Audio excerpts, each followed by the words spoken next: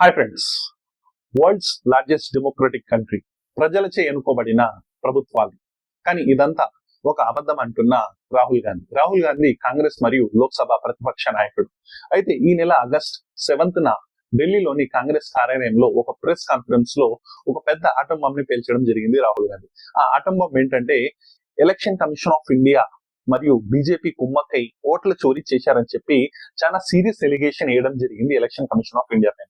అయితే రాహుల్ గాంధీ ఇదే కాకుండా ఇదివరకు కాలంలో కూడా ఇలాంటి ఎలిగేషన్స్ చేయడం జరిగింది. ముఖ్యంగా చెప్పాలి అంటే 2019 సార్వత్రిక ఎన్నికలు కానివ్వండి, దాని తర్వాత బైపోల్స్ కానివ్వండి, దాంతో పాటు ఇటు మహారాష్ట్ర, ఉత్తరప్రదేశ్, బీహార్, హర్యానా లాంటి రాష్ట్రాలలో అసెంబ్లీ ఎన్నికల్లో కూడా ఇలాంటి ఈవీఎం ట్యాంపరింగ్ జరిగింది. ఈవీఎం ట్యాంపరింగ్ వల్లనే మేము ఓడిపోయాం, బీజేపీ గెలిచిందని చెప్పి ఇలాంటి ఆరోపణలు చేయడం జరిగింది. అయితే అప్పుడు వీళ్ళకి ఎలాంటి ఆధారాలు లేవు, దీంతో ఎవరు నమ్మని పరిస్థితి. అలాంటి ఇది కూడా అలానే ఆరోపణ అనుకుంటే అది కాదు. ఎందుకంటే దాదాపు ఒక 6 నెలలు కష్టపడి రాహుల్ గాంధీ కొన్ని ఆధారాలు సేకరించడం జరిగింది. ఓట్లు చోరీ జరిగాయని చెప్పి ఆధారాలు ప్రెస్ కాన్ఫరెన్స్ ద్వారా పబ్లిక్ కి చూపించడం జరిగింది. దీంతో ఇది పెద్ద ఆటం బాంబ్లా EC election commission of India పైన పడింది. అయితే ఏంటి ఆరోపణలు అంటే, ముఖ్యంగా చెప్పాలి అంటే 2024 లోక్సభ ఎలక్షన్స్ లో ఇటు కాంగ్రెస్ మరియు ఇటు బీజేపీ హోరాహోరీగా పోట్లాడడం జరిగింది. అయితే బీజేపీకి సొంత మెజార్టీ రాకపోవడంతో ఎన్డీఏ కూటమి వల్ల గవర్నమెంట్ అనేది ఏర్పాటు చేయడం జరిగింది. ఇది మనందరికీ తెలిసింది. ఇటు కాంగ్రెస్ కూడా పూర్వంతో కంపేర్ చేసుకుంటే ఈ సంవత్సరం జరిగిన ఎలక్షన్స్ లో గట్టిగా పుంజుకొని మంచి సీట్లు సంపాదించడం జరిగింది. ఇటు ఇండియా బ్లాక్ కూడా మంచి సీట్స్ రావడంతో వారికి కొంత వారి సంఖ్య పెరగడంతో వాళ్ళు కొంచెం బలపడడం కూడా జరిగింది. అయితే కాంగ్రెస్ పార్టీ ఏం ఆరోపిస్తుందంటే, వీరు చాలా ప్రదేశాల్లో గెలుస్తాం అనుకునే ప్రదేశాల్లో అనూహ్యంగా ఓటమి అనేది చూశాము, దానికి కారణము ఫేక్ ఓటర్స్ అని చెప్పి చెప్పడం జరిగింది. ఏదో ఒక గడబడ్ జరిగింది, అందువల్లనే మేము ఓడిపోయామని చెప్పి రాహుల్ గాంధీ చెప్పడం జరిగింది. అందులో ముఖ్యంగా చెప్పాలంటే, కర్ణాటక రాష్ట్రంలోని బెంగళూరు సెంట్రల్ లోక్సభ స్థానంలో 7 సెగ్మెంట్స్ అంటే అసెంబ్లీ సెగ్మెంట్స్ ఉంటాయి. 7 అసెంబ్లీ కాన్స్టిట్యూన్సీ సెగ్మెంట్స్ ఉంటాయి. అయితే అందులో నుంచి 6 సెగ్మెంట్స్ లలో కాంగ్రెస్ లీడింగ్ లో ఉంటే, బెంగళూరు సెంట్రల్ లోని ఒక అసెంబ్లీ సెగ్మెంట్ అయిన మహదేవ్పురలో ఒకే ఒక సెగ్మెంట్ లో బీజేపీ లీడింగ్ లో ఉంది. అయితే 6 సెగ్మెంట్స్ లో కాంగ్రెస్ లీడింగ్ లో ఉన్నప్పటికీ 7th సెగ్మెంట్ ఏదైతే మహదేవ్పూర్ సెగ్మెంట్ ఉందో అందులో దాదాపు 1 లక్షకు పైగా మెజార్టీ రావడం బీజేపీకి గమనార్థం. దీని వల్లనే వాళ్ళు దాదాపు 30,000 ఓట్లతో స్వల్ప మార్జిన్ తో ఓటమి అనేది జరిగింది. అయితే ఒకే ఒక ప్లేస్ లో ఇంత హై మెజార్టీ ఎలా వస్తుందని చెప్పి Rahul Gandhi election commission of ఇండియాకి క్వశ్చన్ చేయడం జరిగింది. ఆ తర్వాత ఎలక్షన్ కమిషన్ ఆఫ్ ఇండియాతోని సాఫ్ట్ కాపీ అడగడం జరిగింది. దీనికి election commission of India soft copy ఇవ్వడానికి నిరాకరించింది. దీన్ని రాహుల్ గాంధీ గారు క్వశ్చన్ లేవనెత్తడం జరిగింది. ఆ తర్వాత సీసీటీవీ ఫుటేజ్ ఏదైతే సీసీటీవీ ఫుటేజ్ ఉంటుందో అది కూడా అడిగితే దాన్ని కూడా ఇవ్వడానికి నిరాకరించడం జరిగింది. దీంతో రాహుల్ గాంధీ గారు గట్టిగా పోట్లాడడంతో హార్డ్ కాపీస్ ఏదైతే ఓటర్ లిస్ట్ ఉంటుంది కదా, ఓటర్ లిస్ట్ లోని హార్డ్ కాపీస్ అంతా దాదాపు ఒక 7 ఫీట్ల హార్డ్ కాపీని రాహుల్ గాంధీ అంటే కాంగ్రెస్ పార్టీకి ఇవ్వడం జరిగింది. దీన్ని రాహుల్ గాంధీ టీం దాదాపు ఒక 6 నెలల పాటు దీన్ని క్షుణ్ణంగా పరిశీలించడం జరిగింది. ఈ క్షుణ్ణంగా పరిశీలించిన తర్వాత అందులో నుంచి కొంత డాటా తీయడం జరిగింది. ముఖ్యంగా ఒక మహదేవ్పూర్ అసెంబ్లీ సెగ్మెంట్ లోనే 1,02,50 ఫేక్ ఓట్స్ ఉన్నాయని చెప్పి చెప్పడం జరిగింది. ఇది చాలా సీరియస్ ఎలిగేషన్. అందులో ముఖ్యంగా చెప్పాలి అంటే, డూప్లికేట్ ఓటర్స్ అంటే ఒక పర్సనే 3-4 చోట ఒక ఆదిత్య శ్రీవాస్తవ్ అని చెప్పి ఒక పర్సన్ తనకి కర్ణాటకలో 2 ప్లేసెస్ లో తనకు ఓట్ హక్కు ఉంది, దాంతో పాటు మహారాష్ట్రలో ఉంది, దాంతో పాటు ఉత్తరప్రదేశ్ లో ఉంది. ఇలాంటి డూప్లికేట్ ఓట్స్ 11,965 ఓట్లు డూప్లికేట్ ఓట్స్ మాత్రమే ఇంత శాతం ఉంది. ఒక్కొక్క పర్సన్ అయితే డబుల్ అంటే ఒక్కొక్క పర్సన్ కర్ణాటకతో పాటు వేరే ప్లేసెస్ లో కూడా తనకు ఓట్ హక్కు ఉండడం, దాంతో పాటు కొన్ని ఓటర్స్ కి అయితే 121 పోలింగ్ బూత్ ఉంది, దాని తర్వాత 122 పోలింగ్ బూత్ ఉంది. అంటే 2 పోలింగ్ బూత్ లో కూడా తన ఓట్ అనేది ఉంది.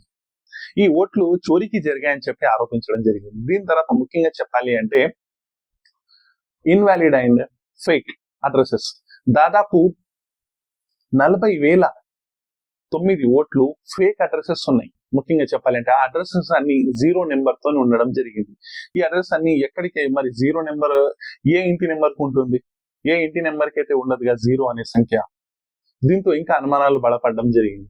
ఇదే కాకుండా ఈ bulk voters from single resident area అంటే ఒక్క ఇంటి నుంచలే కుప్పలు ఓటర్స్ అంటే దాదాపు ఒక ఇంటి నుంచి 40 మంది, ఒక ఇంటి నుంచి 60 మంది, ఒక ఇంటి నుంచి దాదాపు 80 మంది ఒకే సింగిల్ రూమ్, ఇల్లు కూడా కాదు, సింగిల్ రూమ్ నుంచి 80 మంది, అంటే సింగిల్ రూమ్ లో అంత మంది ఎలా పడతారు?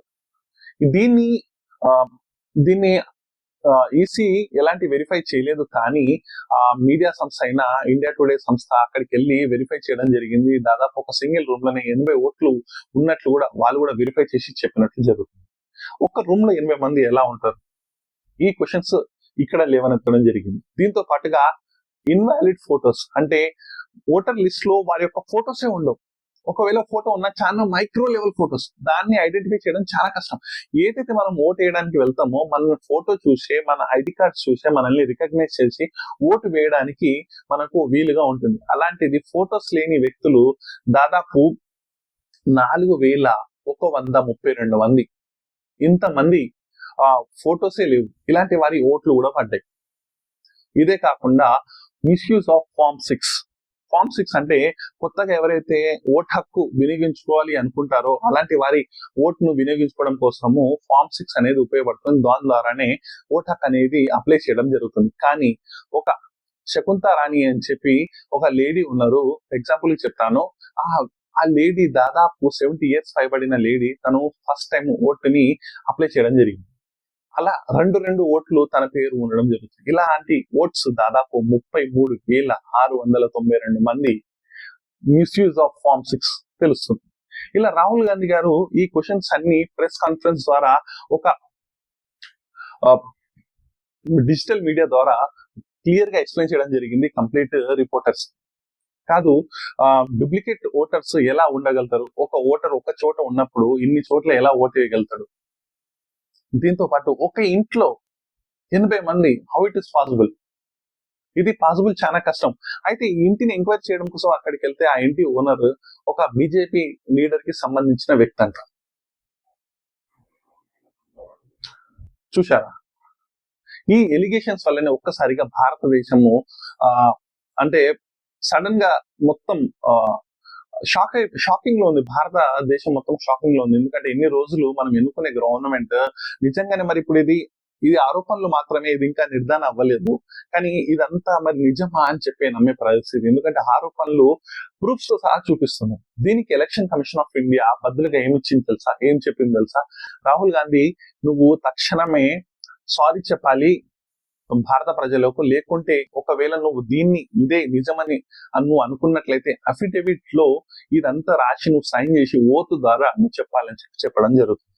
కాదండి, మీరిచ్చే డాక్యుమెంట్సే కదా, మీరు ఇచ్చిన హార్డ్ కాపీస్ నుంచి తను ఈ డాటా మొత్తం తీసి ఇందులో నుంచి ఇవి ఫిల్టర్ చేసి మీకు చెప్పడం జరిగింది.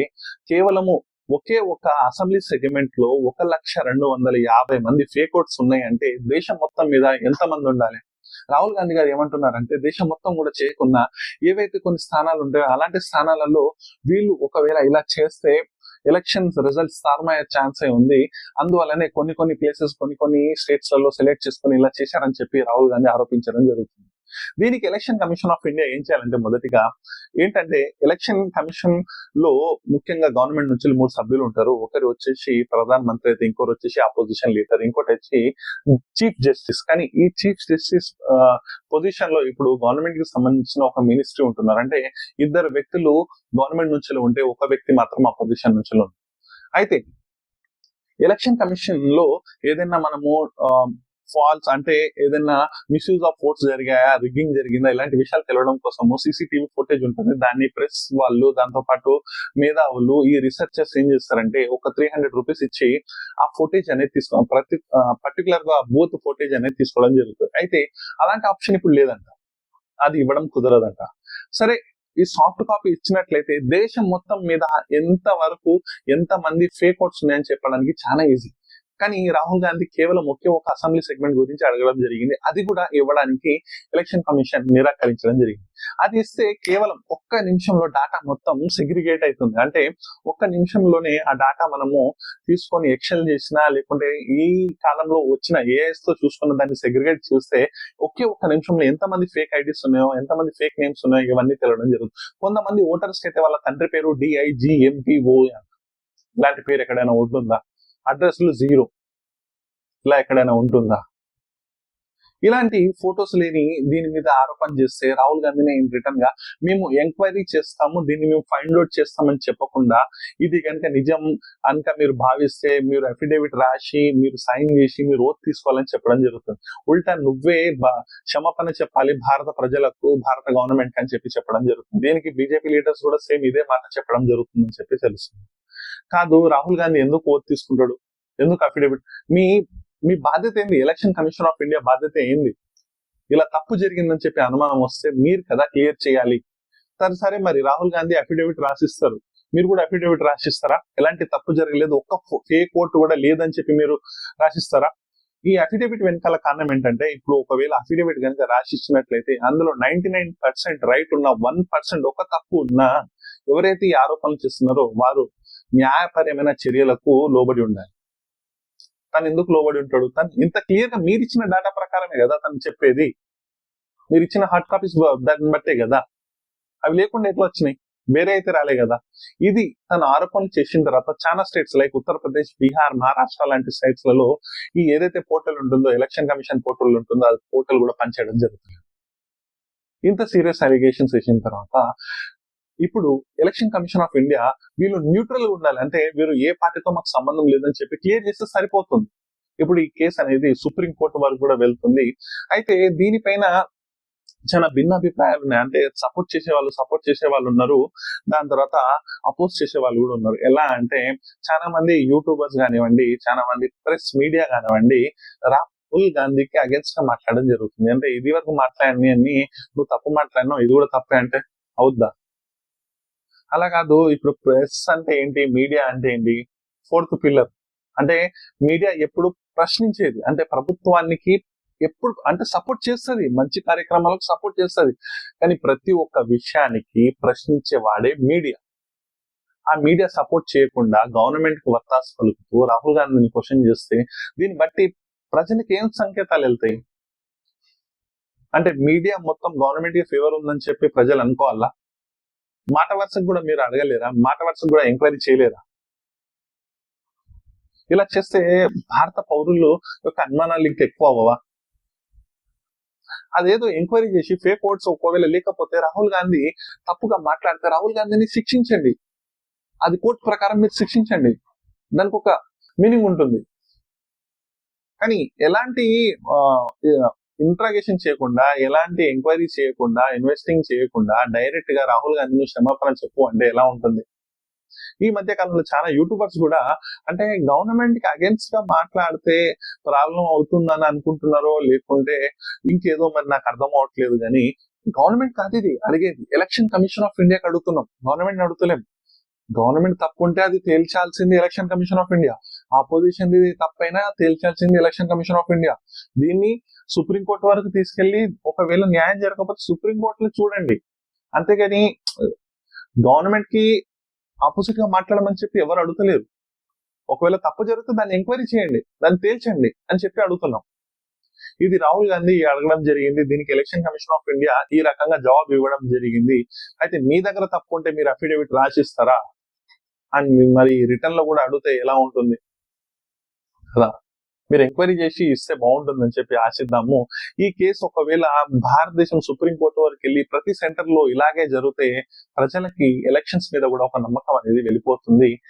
సో ఇలాంటి తప్పిదాలు జరగకపోతే బాగుంటుందని చెప్పి ఆశిద్దాం. ఇది ఆరోపణ మాత్రమే ఉంటే చాలా బాగుంటుంది, ఇది నిజం అవ్వకూడదని చెప్పి ఆశిద్దాం. ఎందుకంటే ఎలక్షనే ఒక ఆయుధం ఓటర్కి. ఎందుకంటే ఎవరైనా లీడర్ తప్పు చేస్తే తనను శిక్షించే ఒకే ఒక్క ఆయుధం ప్రజలకు ఉండేది ఒక ఓటు హక్కే.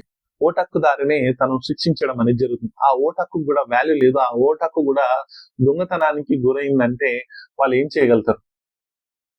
ఏమీ చేయలేరు. సుప్రీంకోర్టులో కూడా ఈ ఇష్యూ వెళ్ళి ఇది రిజాల్వ్ అవ్వాలని చెప్పి కోరుకుందాం. ఈ ఎలాంటి మిస్టేక్స్ జరగకుండా ఎలక్షన్ కమిషన్ ఆఫ్ ఇండియా నిర్వహించింది అన్నట్టు రిజల్ట్ వస్తే బాగుంటుందని చెప్పి ఆశిద్దాము. రాహుల్ గాంధీ గారు చెప్పినట్లు ఇవన్నీ నిజంగా జరిగితే ప్రజలకు నమ్మకం అనేది వెళ్ళిపోతుంది.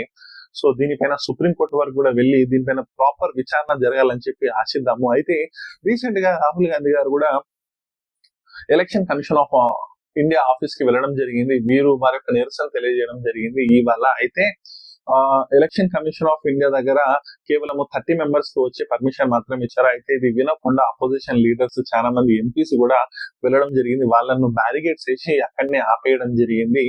అయితే ఆ బ్యారిగేట్స్ కూడా దూకుతూ అక్కడ నుంచి మన యూపీకి చెందిన సమాజ్వాదీ పార్టీ లీడర్ అఖిలేష్ యాదవ్ కూడా దూకి వెళ్ళడము, చాలా మంది ఎంపీస్ లను కూడా అక్కడ ఆపేయడం జరిగింది. అయితే వాళ్ళని అరెస్ట్ చేయడం కూడా జరిగింది రీసెంట్ గా. చూద్దాం మరి ఇంకేం జరుగుతుందో. కానీ ఆశిద్దాం ఇలాంటి సంఘటనలు భారతదేశంలో జరగవద్దని చెప్పి, ఎందుకంటే భారతదేశం పెద్ద డెమోక్రటిక్ కంట్రీ. ఇలాంటి కంట్రీలో ఇలాంటి ఇన్సిడెంట్స్ మంచి కావు. దీన్ని ఎవరైనా క్వశ్చన్ చేయాలి అంటే క్వశ్చన్ చేసే రైట్ ప్రతి ఒక్కరికి ఉండాలి. అది గవర్నమెంటా, ఎలక్షన్ కమిషన్ ఆఫ్ ఇండియానా, లేకుంటే ఇటు ఆపోజిషన్ పార్టీనా, ఎవరినైనా క్వశ్చన్ చేసే హక్కు ప్రజలకు, మీడియాకు ఉంది. ఆ హక్కు దాన్ని మనము వదులుకోవద్దు, దాన్ని మనం యూజ్ చేయాలి. అది సామాన్యుడు మరియు మీడియా ఒక వెపన్. అది దాన్ని మిస్యూజ్ చేయకండి, దాన్ని వదులుకోకండి.